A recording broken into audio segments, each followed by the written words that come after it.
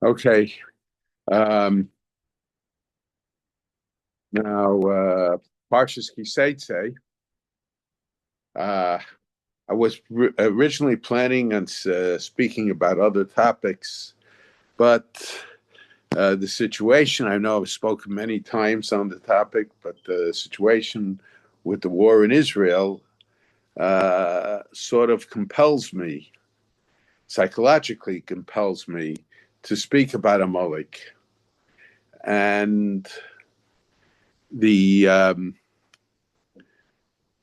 there is we know this week's Sedra contains the mitzvah of remembering what Amalek did, not forgetting how Amalek attacked the Jewish people when they were leaving Egypt. And perhaps from many Rishonim, it appears not only remembering what Amalek did at that time, but to remember what Amalek and perhaps some of Amalek's successors have been doing to the Jewish people throughout the generations. The Ravid in his parish in the Safra says that the Megillah fulfilled the mitzvah of Schiras Amalek by reading reading the Megillah. Now it's true, Haman was a descendant of Agag, so he was an Amaleki. But the focus of the Megillah in itself does not focus per se on Amalek as much as the ideology of Amalek. Lahashmid la'arog la'abed es kol ha'Yehudim, to destroy all the Jewish people. But whatever it is, it is. But the origin of all this hatred is the nation of Amalek. And of course, contained in this week's Sedra is also the mitzvah of Mocho Timche Zecher Amalek, of eradicating the memory of Amalek, of waging war against Amalek.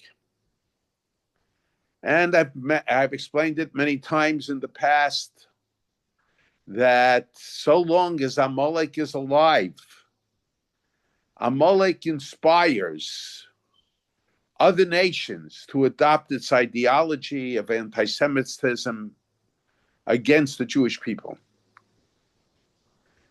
Now, it's very interesting, though, when one looks at the chinuch.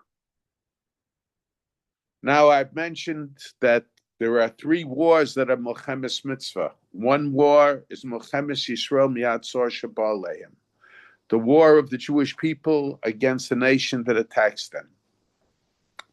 The second war is the war against the Shiva Amimim, the seven nations, concerning whom the Rambam says, Uchvor Avad Zichram, their memory has been erased, and that mitzvah doesn't apply anymore.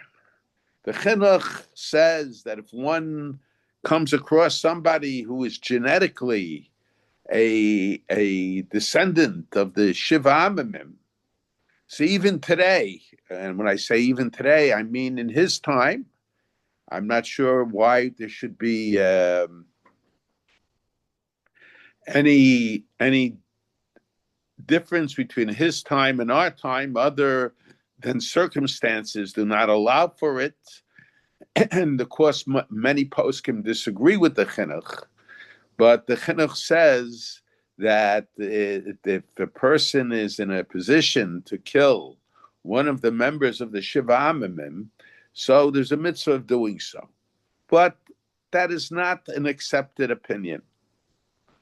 However, today, or even in those days, however, the chinuch says that when it comes to Milchemes Amalek, to the war against Amalek, even though in general, when it comes to Milchemes Mitzvah, we have a rule, Milchemes Mitzvah Hakol Yotzin, everybody goes out to fight in Milchemes Mitzvah.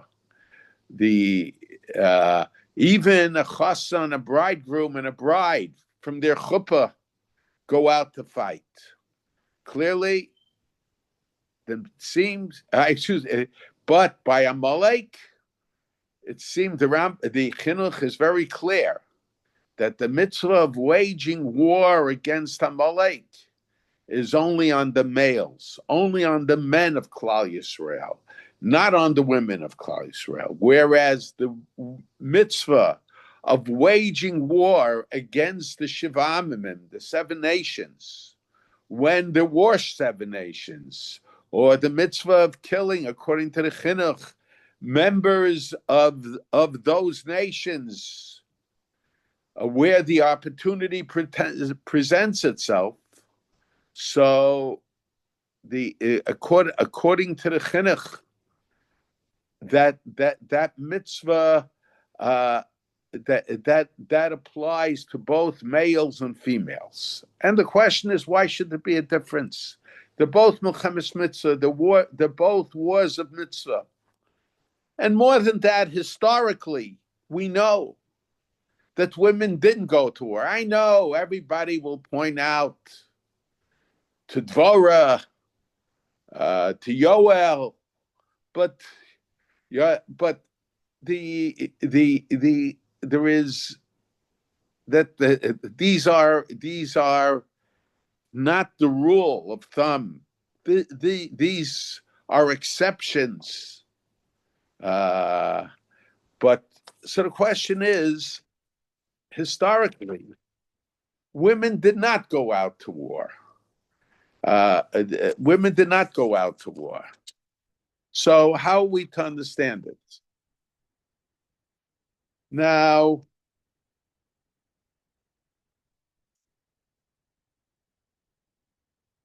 it could be that and some of the Mefarshim mentioned this, that while women were involved in the war effort, they were not involved in the actual battle. Women were involved, let's say, in preparing food for the soldiers, whatever preparations had to be made. So that's where women were involved in the war. It could also be suggested that, as a general rule, and at least initially, women did not go out to fight the war. But when it was absolutely necessary, when there was a shortage, when the future of the Jewish people, the survival of the Jewish people depended upon it, then as a last resort, perhaps women did go out to war. After all, the women were necessary at the home front. Someone has to take care of the children while the battle is taking place on the battlefield. Society has to continue. So it was dependent upon the situation. And in most situations, or almost every situation, women were not used in the actual fighting, even in Milchemes Mitzvah, even in the wars of Mitzvah. Now, in trying to understand why there should be a difference between Milchemes Amalek, the war against Amalek, the nation who attacked the Jewish people when the Jewish people left Egypt, and the mitzvah of waging war. Of course, these wars are only waged when we're told by the Urim V'Tumim, when we're told by a Navi or the Urim V'Tumim that it's time to wage war.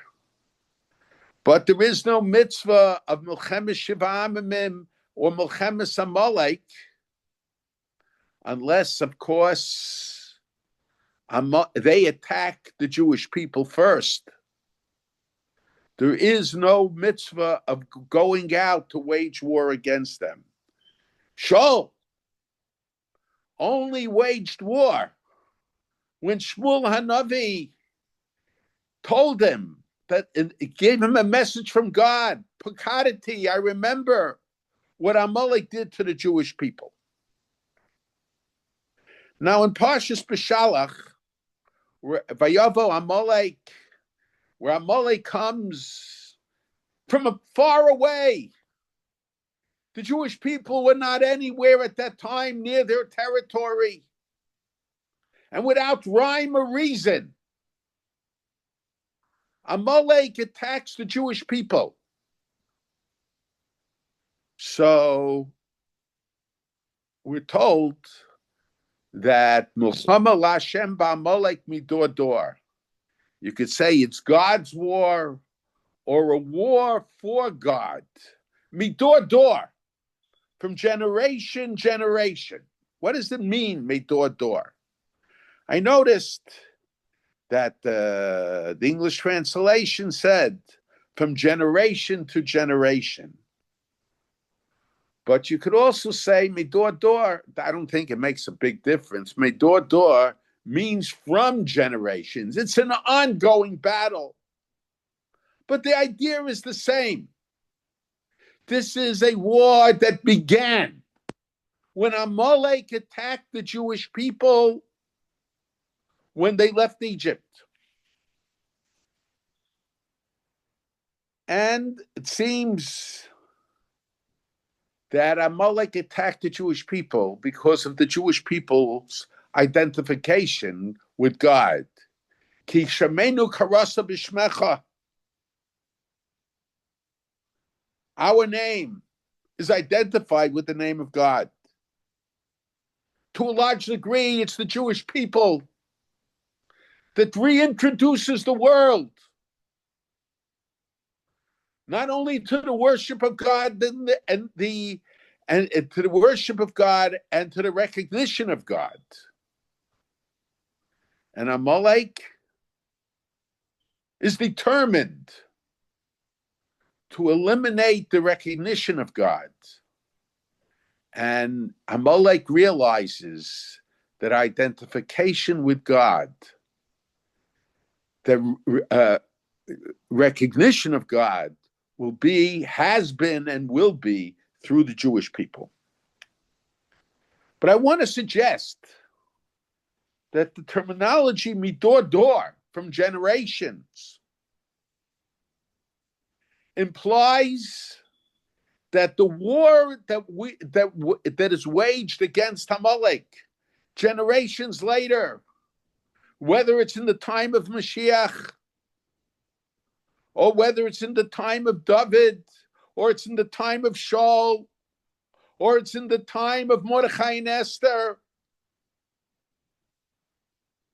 But the war against Amalek is not to be seen from the Torah as a new war.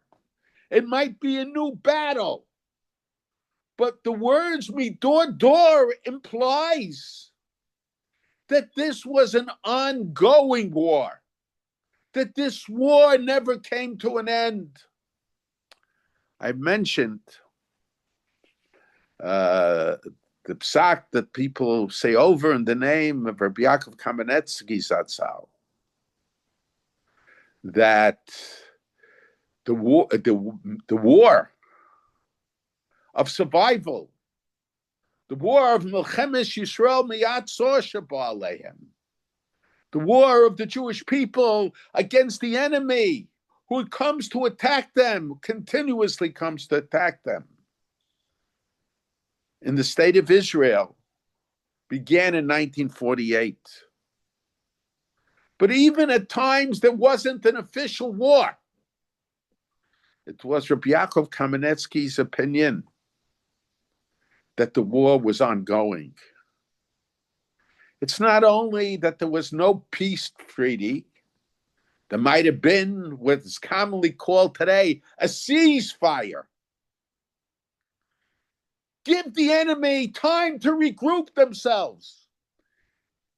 Give the Sonei Yisrael the ability to rearm themselves. Give the Sonei Yisrael the ability to take more hostages.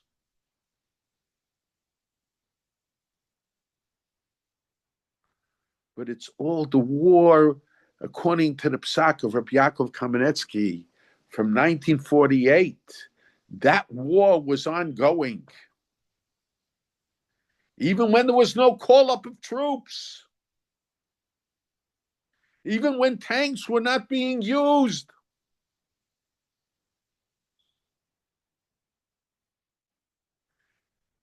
Halachically, Rabbi Yaakov Kamenetsky said, and I didn't hear it from him directly, but everybody, many say it over in his name, the war never ended. That war continues.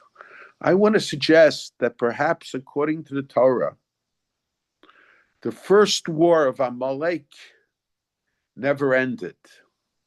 It continues. The ideology of Amalek, I mentioned that my uncle said the Mosilta talks about Amalek u'mishpachto. Amalek and his family. Who is the family of Amalek?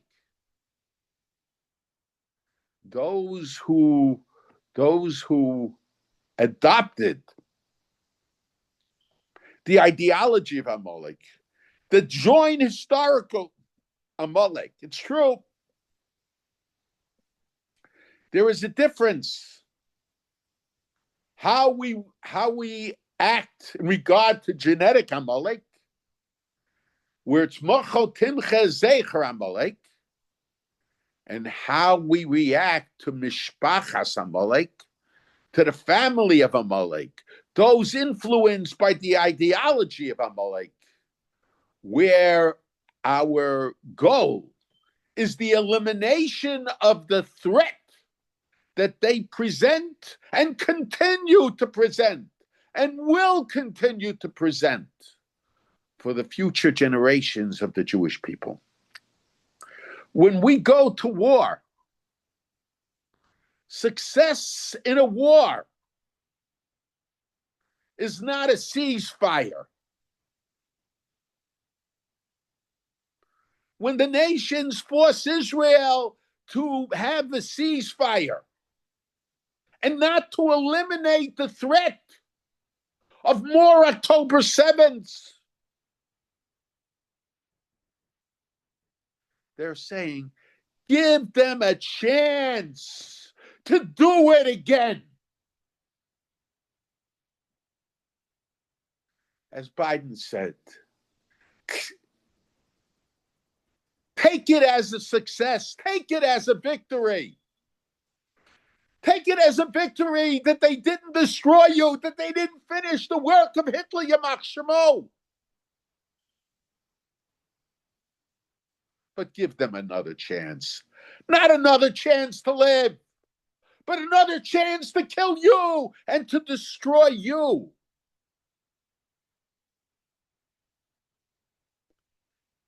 So I think halachically, in certain respects, any war that we have today against Amalek or Mishpachas Amalek, the family of Amalek, those who are identified with the ideology of Amalek, of destroying the Jewish people.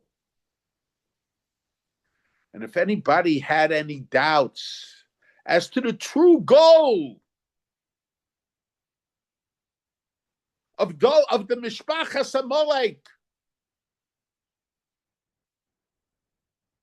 you think that they're really concerned about the starving children in Gaza.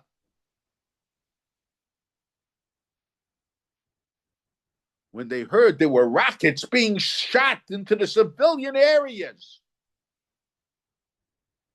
Of course, that was before they were intercepted.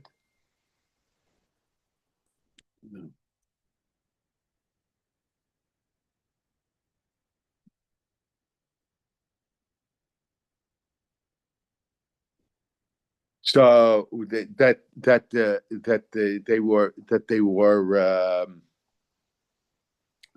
that they were cheering, not just in Gaza. In Gaza, they were cheering the citizens of Gaza, men, women, and children, when they had a parade dragging the bodies of the dead and the half dead on October 7th through the streets. All those that have these pictures of the people that are starving, I didn't see them raising these other pictures. It's true. Israel was more concerned about the kavod of those that were murdered and didn't want to show the pictures. But everybody knows the truth. So, midor door. So there is an ongoing battle. And when we fight Amalek, or we fight those who have the ideology of Amalek, it's not a new war. It might be a new battle. And regarding the first war against Amalek, Moshe Rabbeinu told Yoshua,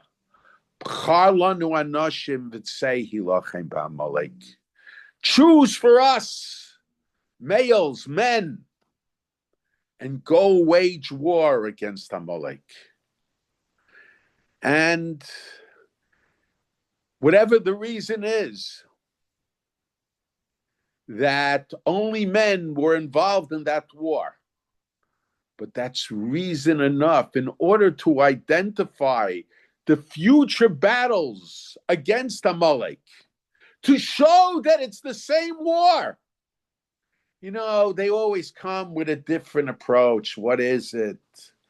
I mentioned before Pesach, we say, B'chol dor v'dor omdim aleinu l'chalosenu. In every generation and generation, they try to destroy us. Why didn't it just say B'chol dor, in every generation? But I think there's an emphasis, B'chol dor v'dor. In one generation, they will accuse the Jews of not being loyal citizens to a particular country. In another generation, they will falsely accuse the Jews of blood libels. In another generation, they will accuse the Jews of strangling the economy of the country, of taking possession of the banks, of being the money lenders. Very often, the Jews had to go into money lending because the nations of the world did not let them enter any other form of business. Other generations, the Jews will be blamed for the economy, the failures of a country. In other generations, the Jews will be blamed for epidemics. And most often, the Jews will be blamed from everything that the anti-Semites did that somehow had a negative effect on their country and on their people. And to cover it up, they point their finger to the Jew. Each generation's different. Some generations they'll accuse the Jews of being communists. Other generations they'll accuse the Jews of being capitalists. But all those are excuses. They're all excuses. The real reason is because they're Jewish. But Amalek has other features also. It's not only opposed to the Jews because they're Jews. Amalek, and I think this is the idea of Amalek umishpachto that the Mechilta talks about.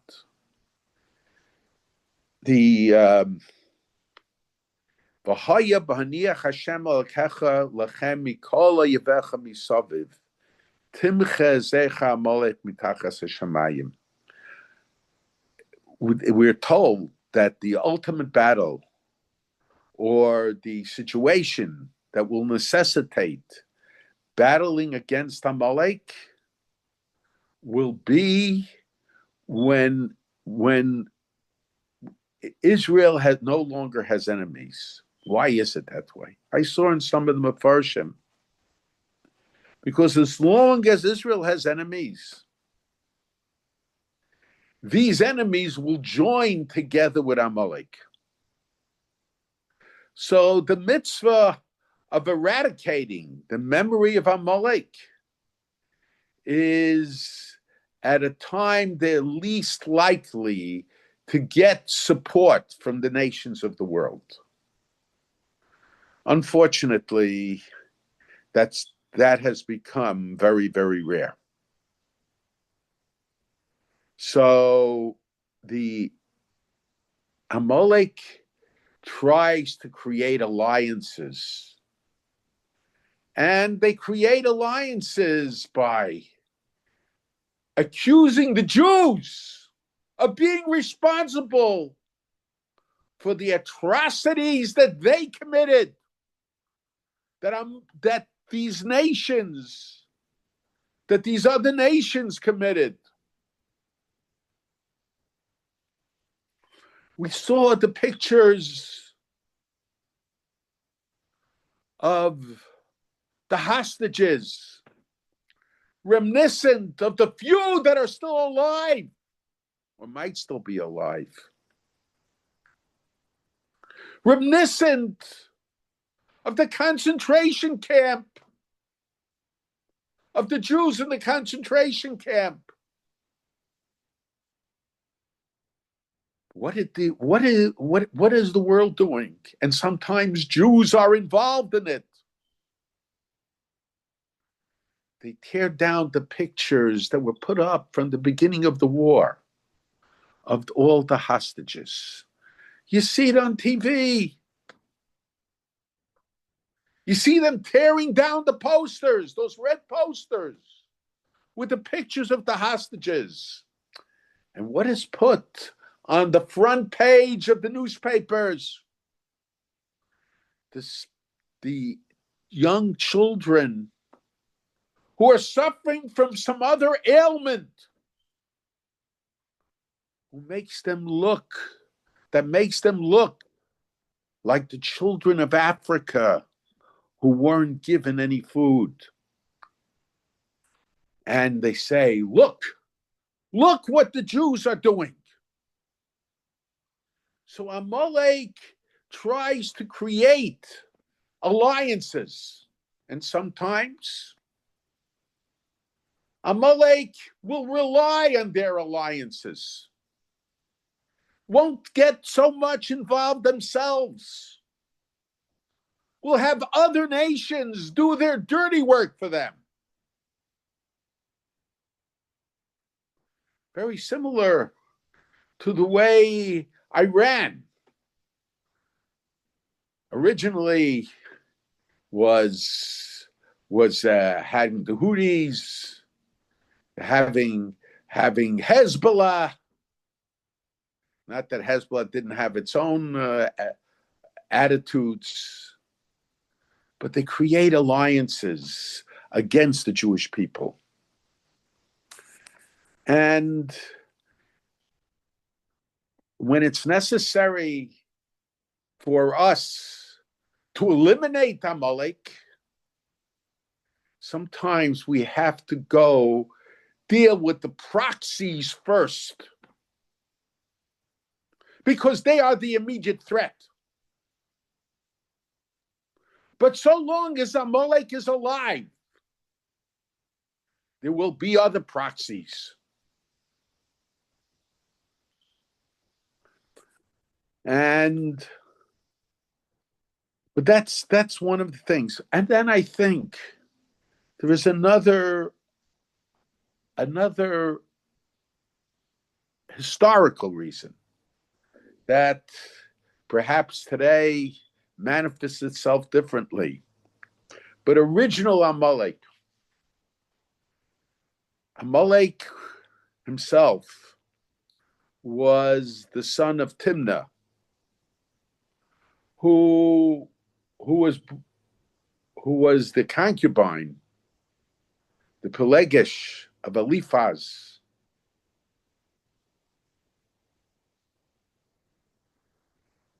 And Timnah wanted to become Jewish, Chazal tell us. But the Avos refused to accept her. And Chazal seemed to be critical of the fact that they rejected Timnah. And Timnah then agreed to become a concubine of Eliphaz. And it was an incestual marriage, incestual relationship, I should say. And Amalek was their son. And I surmise that being the son of a concubine, and why did she do that? Because she wanted to be associated with Avraham Avinu. She wanted to be associated with Avraham Avinu. And Amalek was a descendant of that relationship.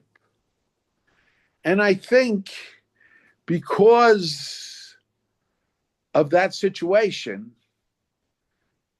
the Amalek had it out for the Jewish people. They blamed the Jewish people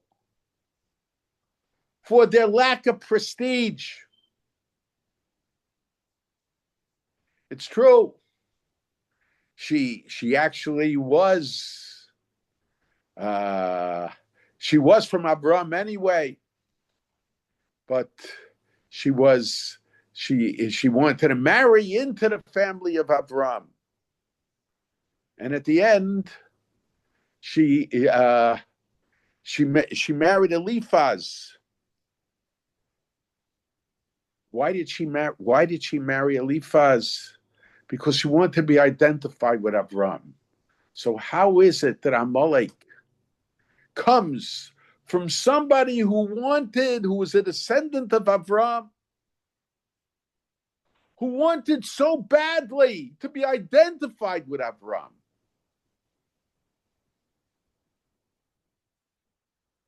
And Amalek is her descendant. Amalek wages a war against God. Milchama Lashem ba'Amalek midor dor. It's God's war or war for God against Amalek. How would he understand it? But I think very often we find people that want to identify with great people. Spiritual figures.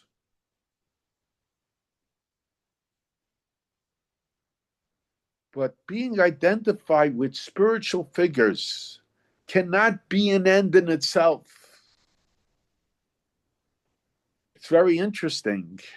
The Yalkut Shimoni says that HaKadosh Baruch Hu said to, actually, in this past week's Haftorah, HaKadosh Baruch Hu said to the Nevi'im, to the prophets, who he initially told them to console the Jewish people after the Churban.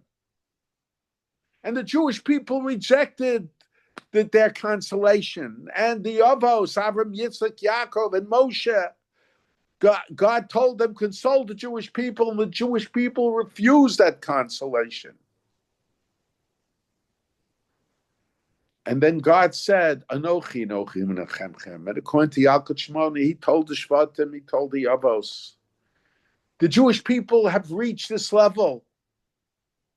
And I think it's not as a negative, but as a positive, that they will not accept your nechama. Because it could be, and I see it so often in our communities today, that people identify with spiritual leaders.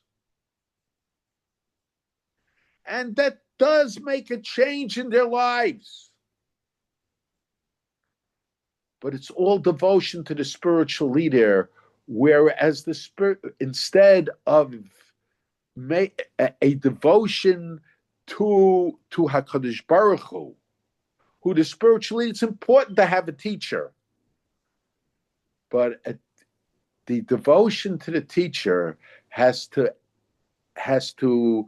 lead to devotion and to commitment to HaKadosh Baruch Hu and to the Torah, independent of the teacher. Very often we think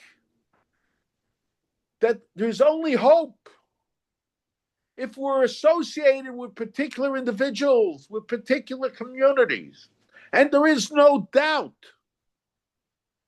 that it's always better to be associated with particular communities, with Torah communities. But it doesn't always work out that way. And our commitment, yes, we have teachers, but our devotion to Torah, our devotion to HaKadosh Baruch Hu cannot be dependent upon the teachers. Because sometimes we rely on when our devotion is to the teachers, to the spiritual leaders, to the generations of past. Sometimes something happens, and we no longer can make those connections. We can no longer make those associations. People are forced to move from one community to another. People have special needs. And they have to go to a place where there isn't that special environment. Of course, we don't look forward to those situations. But sometimes it's beyond our control. And we have to be prepared for those situations as well. So, Timnah wanted to identify with Avram. And even being a descendant of Esav was identified with Avram. But if your linkage to Avram is Esav, it stops with Avram. It doesn't go back to HaKadosh Baruch Hu. It doesn't go back to HaKadosh Baruch Hu. So an Amalek can arise. Amalek can arise from the fact that her had the Avos done Geirus with her, had she joined the community of Avram Yitzchak and been able to join the community of Avram Yitzchak and Yaakov, her linkage to Avram would have been a linkage to HaKadosh Baruch Hu also. But because her linkage to Avram was through Esav, so because it was through Esav, so then because of that, there was no linkage. Certainly for future generations, there was no linkage to HaKadosh Baruch Hu. So then the question was only there was an anger because of her status being a Pelegish and Amalek being a second, being the son of a Pelegish, of a concubine. And without identification with HaKadosh Baruch Hu, Amalek held it against the Jewish people because the world recognized HaKadosh Baruch Hu through the Jewish people. He wanted recognition with Avram, but Amalek did not want recognition, with HaKadosh Baruch Hu. And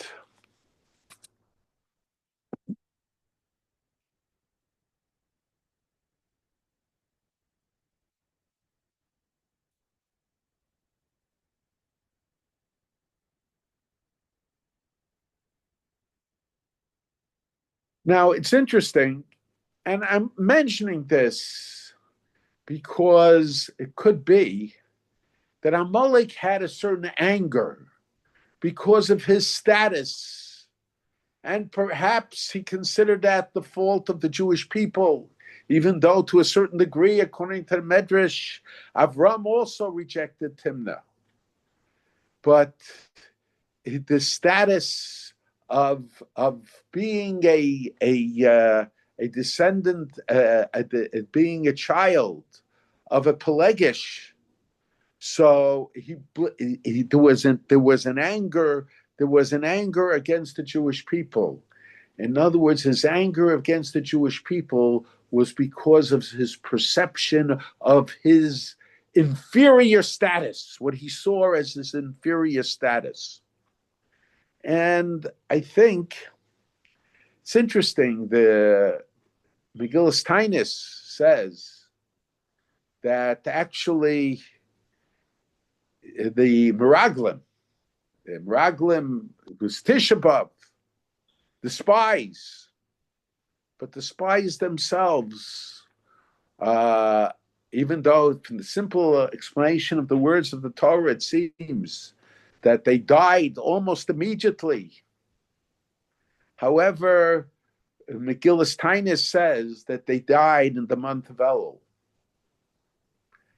And they died later. In other words, they lingered on. And why did they die later? I think, sometimes it's easy to put, if it's done with and gone, people forget what they want to forget. And the Jewish people in the Midbar probably want to forget the mistake that they made in following the Meraglim. But so long as the Meraglim were still alive,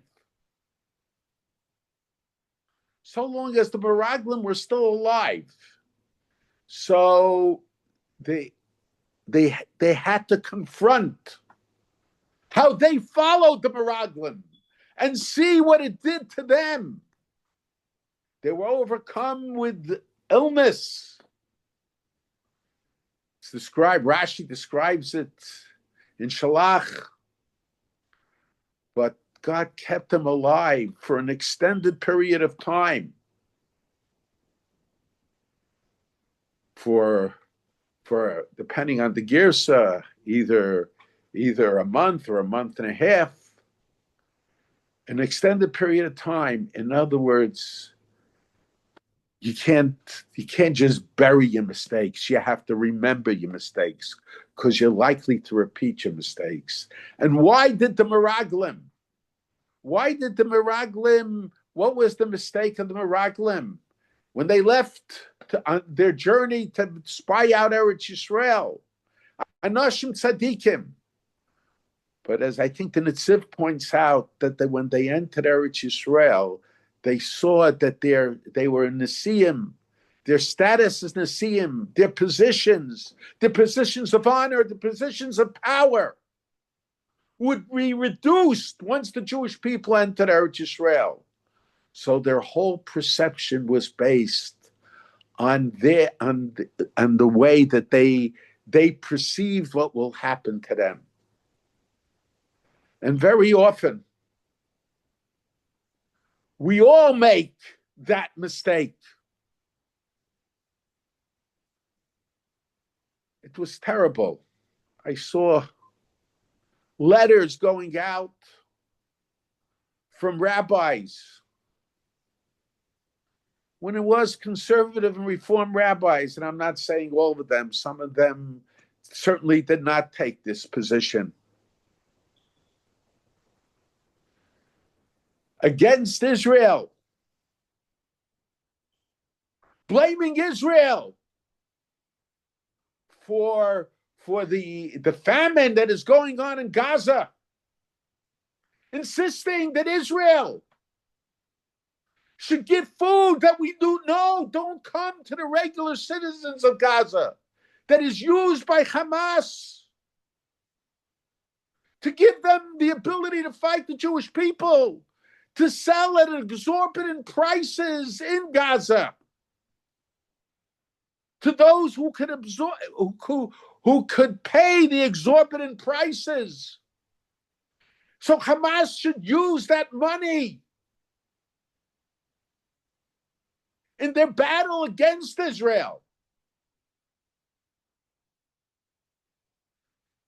And to blame the Jewish people for not helping Hamas in their endeavors of killing the Jews, of raping Jewish women. But there was a precedent for that. Not as bad. Stephen Weiss, he worked on Jews. I heard about it from Jews themselves who were told by Stephen Weiss when I was a young boy. There was a certain person, a very nice person, who himself, I mentioned this before, was an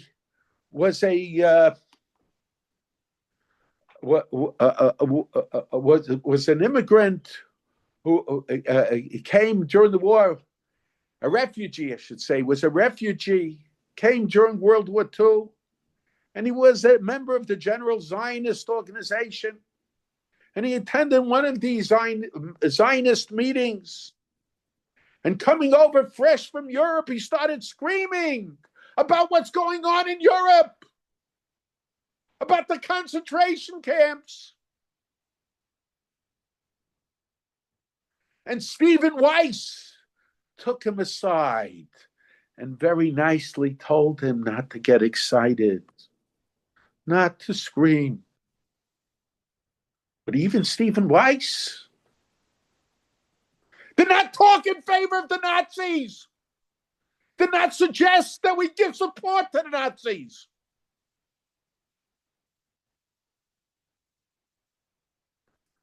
And now people are signing letters. And now it's Orthodox rabbis also about our humanitarian obligation to no, you don't have to give food. You have to let the food in. And people write letters. You have to make sure the food gets to the starving people.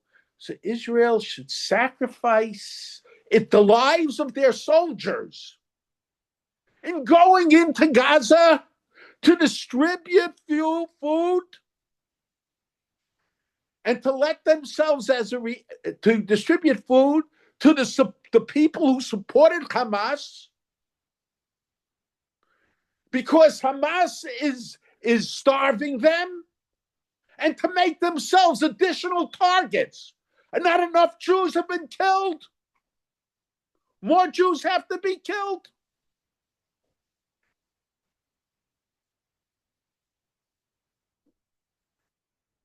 These people are either not thinking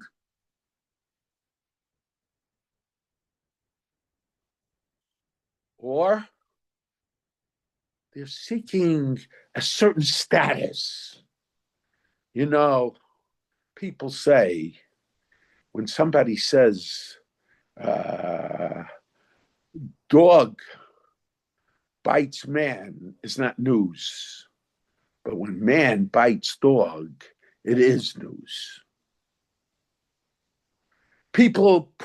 Some people want to be in the news. they want to make to support the Jewish people when I'm Jewish, when my brothers and sisters are being killed, are being murdered. When we have the lesson of World War II of keeping quiet.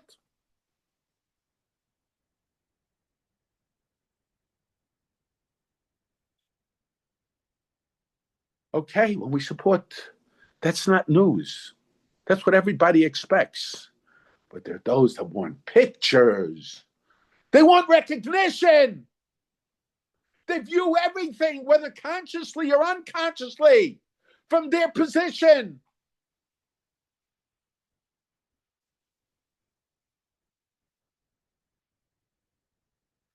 And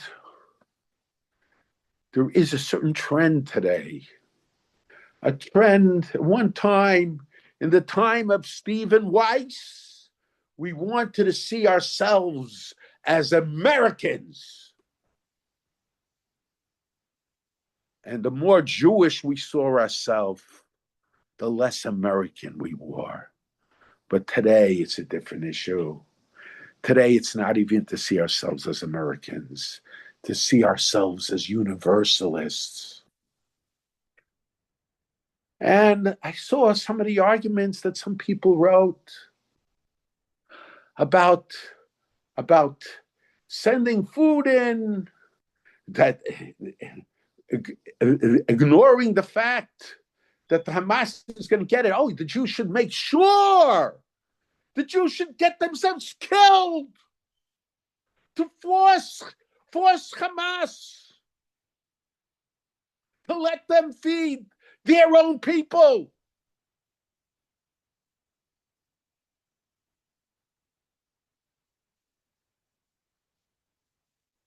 And these people are becoming enablers. They're being used. And why are they being used? Some of them, I'm not saying all of them, but some of them, it's their status. If they come out and support Israel, well, that's what we would expect from Orthodox rabbis. That's what we would expect of people who believe in the Masorah. Yes, of course we have to be nice to the Jewish people, to the non-Jews as well. We have to help starve those starving. And someone raised the problem, and even that is not to. Someone suggested, well, it's not our fault. Everybody, I shouldn't say everybody. Many admit that it's the fault of Hamas. But we have to help starving people. That's the humanitarian thing to do. So somebody said, well, there are people starving in Africa. And the argument, logically, is a very good argument. So you have the starving people in Africa who are not doing anything against the Jews, or certainly not in the same way as Hamas. And you have the people who are starving, supposedly starving in Gaza. Why are they starving? They're starving because Hamas intercepts the food, takes the food, shoots them if someone tries to interfere with the taking of the food. So in all probability, there is very little that will be accomplished, even if Israel would endanger itself and would put the lives of their soldiers at stake. But the nations, but so this what for the someone raised the argument, but if it's starvation, why start over here with the which will empower the enemy of the Jewish people when you could help the people that are suffering in Africa? But there is a better idea. Right now, there are thousands, the thousands of Jewish soldiers that that have to undergo circumstances. The heat is unbearable, and they have to sit and stay in tents and to fight wars. And we constantly see appeals for people to give money that they could get air conditioning. So you have to choose who is your brother. When it comes to the mitzvah tzedakah, your family comes first. You have to choose who is your family. Is your family Hamas and its supporters? Or is your family the Jewish soldiers that are going out there, that are fighting to prevent another October 7th? And I heard people say, oh, it won't happen again. It won't happen the exact same way. But I heard that after every war, it happened a little differently. You have to ignore history to make that argument. The mitzvah of Milchemes Yisrael Miyatzor Shabalehem is not just to give them a ceasefire to rearm themselves, not to give them an opportunity to kill more Jews. The mitzvah is to make sure to prevent it from happening again. Yes, mistakes were made, and perhaps those mistakes will not be repeated. But there are always new mistakes that can take place. The war against Amalek is a war not just against Amalek, but it's against the ideology of Amalek. Because the war against Amalek is based, I've explained it in the past, it's a war of defense. We fight genetic Amalek when we're told by a Navi, as God told Shmuel, Pakadati, I remember what Amalek did to the Jewish people, but the expression is not Zacharti, Pakadati. I remember, what did Pakadati, my father said, that something now reminds me of the past. It's only when Amalek now, the Navi tells us, is becoming a danger to repeat what they did in the past. There's a mitzvah, the Navi tells us to go wage a war against Amalek. The war against the enemies of the Jews, those who continuously wage war, those who did the atrocities of October 7th, is also a war of self-defense. But self-defense doesn't mean to fight to give them an opportunity to rearm themselves. But self-defense means to prevent these type of things from happening ever again. And anybody that reads history, listen, in my lifetime, I saw a few wars in Israel. And I remember after the 6-Day War, we thought everything was great. In spite of the fighting over the Suez Canal. And then the Jews were attacked, the Yom Kippur War, they couldn't believe it. Of course, that's because they listened to Washington. They took orders from Washington. And then there was war attacks from Lebanon. There were wars every time. And it was never the same mistake. It was a different mistake. But unless we'll eliminate the threat, the same mistake will take place. And I think this is what we have to know. We have to know you'll give all kinds of reasons for the war. You'll give all kinds of reasons. It's because the Jews this, the Jews that. Whatever it is, it's the same milchama. It might be different battles, but it's the same war. Milchama Hashem ba'amalek midor dor. From generations back, it's the same war. It's the same war. Like Rabbi Yaakov Kamenetsky said, since 1948, it's the same war. I think it's even more than that. It's the same war since Amalek attacked the Jewish people. B'chol dor v'dor omdim aleinu l'chaluseinu. In every generation, in one generation they'll attribute to this, and another generation they'll attribute it to that. But it's the same war, it's just different battles. And because of that, the Torah identifies all the battles throughout the generations of the history of the Jewish people as Milchemes Amalek. It's the original war. It's anti-Semitism, pure and simple. They hate the Jew. They want to eradicate the Jew because they want to eradicate the Jew. Territory and all these, all that is excuses. They want to kill the Jew. They want to kill him. And what has come out here, it's not just a war against the Jews in Israel. It's a war against the Jews in the United States. It's a war against the Jews in Europe. We see what's going on in Europe now. It's a war against the Jews all over the world. And we have to understand, who are we supporting? Who are our brothers? Hamas and those who cheered Hamas on October 7th, or our brothers, the soldiers, who are risking their lives to save our other brothers and sisters in Eretz Yisrael, and for that matter, for the rest of the world as well.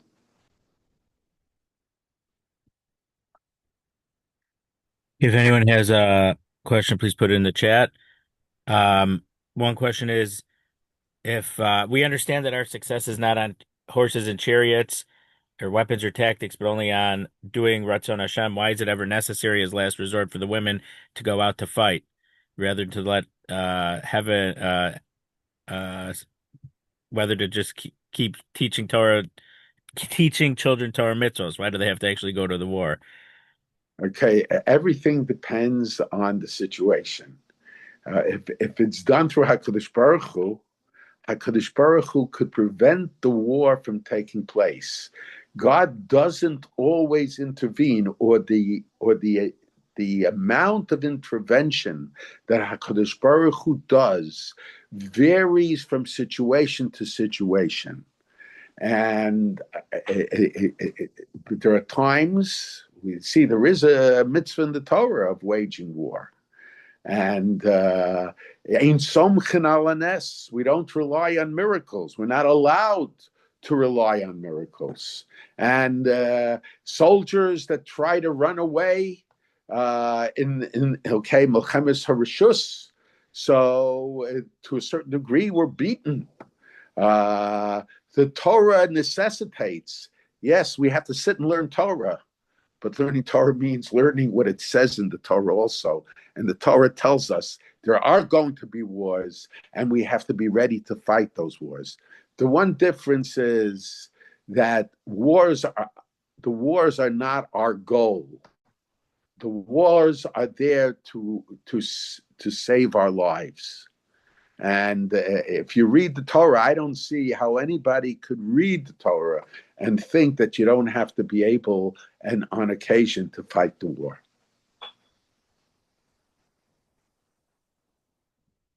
I mean, there's nothing wrong with the Rabbi said with the question, but I mean, are people going to say we shouldn't be farmers? We should just rely on Hashem to give us food?